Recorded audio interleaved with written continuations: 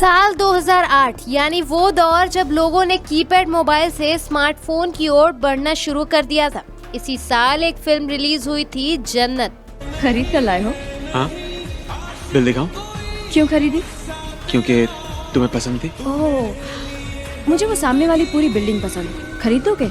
हाँ, कोशिश करूंगा। फिल्म क्या आई कि लोग दीवाने हो गए। इमरान हाशमी तो उस वक्त सलमान और शाहरुख खान से भी ज्यादा पॉपुलर हुआ करते थे, लेकिन फिल्म में सोनल चौहान ने तो युवाओं पर एक ऐसा जादू कर दिया था। सोनल चौहान के लिए जन्नत डेब्यू फिल्म थी। ये फिल्म सुपरहिट रही और सोनल देखते ही देखते रातों रात स्टार बन बैठी। जरा सा ख्वाबों में सजा तू।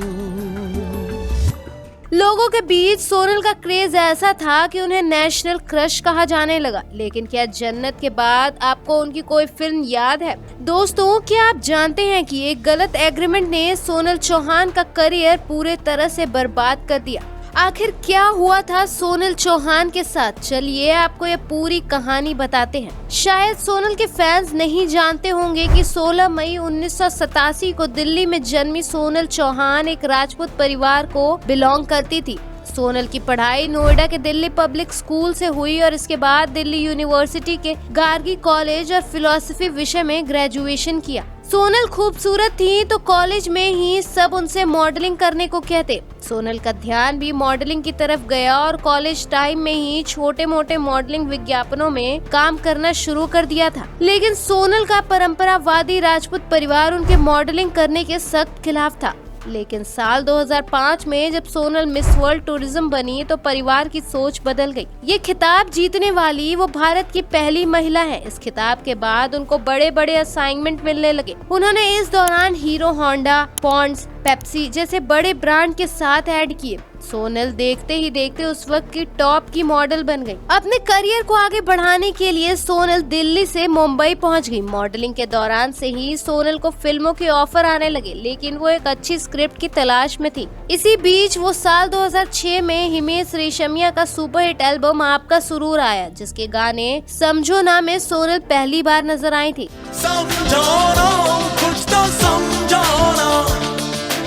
इस बीच एक रेस्टोरेंट में मोहित सूरी ने उन्हें पहचान लिया और उनसे उनका नंबर ले लिया। दरअसल मोहित सूरी भट्ट फैमिली से आते थे। उन्होंने सोनल को एक फिल्म का ऑफर दिया, लेकिन किसी वजह से वो फिल्म नहीं बन पाई। हालांकि इसी दौरान महेश भट्ट निर्देशक कुणाल देशमुख के साथ एक फिल्म बनाने जा रहे थे। फिल्म की हीरोइन थी ईशा देओल, लेकिन किसी वजह से वो फिल्म नहीं कर पाई और ये फिल्म सोनल के खाते में आ गई।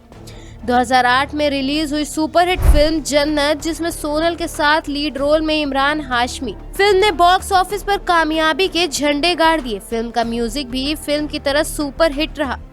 साथ ही सोनल की खूबसूरती और मासूमियत ने युवाओं को अपना दीवाना बना दिया। भविष्यवाणियां होने लगी कि सोनल चौहान आने वाले समय की सुपरस्टार बनने वाली हैं। इस फिल्म के बाद सोनल को एक के बाद एक कई फिल्में ऑफर आईं, लेकिन सोनल ने भट्ट कैंप के साथ 3 फिल्मों का कॉन्टेस्ट साइन कर दिया। इनमें से जन्नत बन चुकी थी और 2 और फिल्में बनानी थी, लेकिन इसी दौरान वो अपनी पढ़ाई पूरी करना चाहती थी, जिसके लिए वो कुछ सालों के लिए दिल्ली आ गई। यानी जब उनके आगे फिल्म मेकर्स की लाइन लगी हुई थी तो उनके पास एक से बढ़कर एक ऑफर थे। इसी बीच अपने माता पिता की खातिर फिल्मी करियर को छोड़कर अपनी पढ़ाई पूरी करने चली आई। ये फैसला सोनल के लिए भारी नुकसान का सौदा साबित हुआ। एक सुपरहिट फिल्म देने के बाद सोनल बॉलीवुड से 3 साल तक गायब रही। बॉलीवुड में सोनल 2011 में एक बड़ी फिल्म में नजर आई, जिसमें अमिताभ बच्चन जैसे महानायक थे।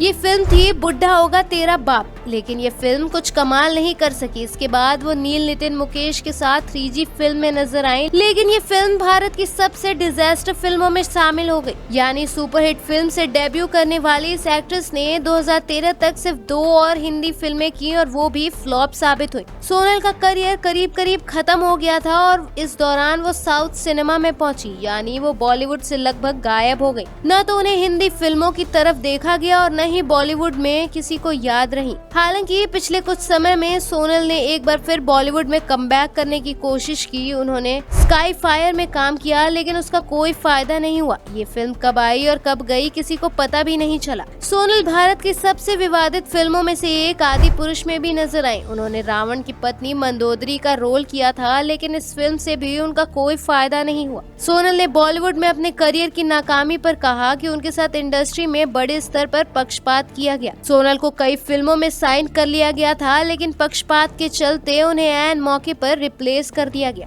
क्योंकि वो इंडस्ट्री में से एक आउटसाइडर हैं। उन्होंने कहा कि बॉलीवुड में लोग सिर्फ उन लोगों के साथ काम करना चाहते हैं जो सामने वाले की सिर्फ चमचागिरी करते हैं। सोनल के साथ एक और बड़ा धोखा हुआ था। उन्होंने भट्ट ग्रुप के साथ एक एग्रीमेंट साइन किया था जिसमें 3 फिल्में बनानी थी, लेकिन इनमें से सिर्फ जन्नत ही बन पाई, बाकी 2 फिल्में कभी बनाई ही नहीं गई। इस कॉन्ट्रैक्ट के चक्कर में उन्होंने कई फिल्मों को छोड़ा और अंत में उन्हें धोखा ही मिला। जो भी हो, एक खूबसूरत एक्ट्रेस अपनी डेब्यू फिल्म में कमाल करने के बाद बॉलीवुड से ही गायब हो गई।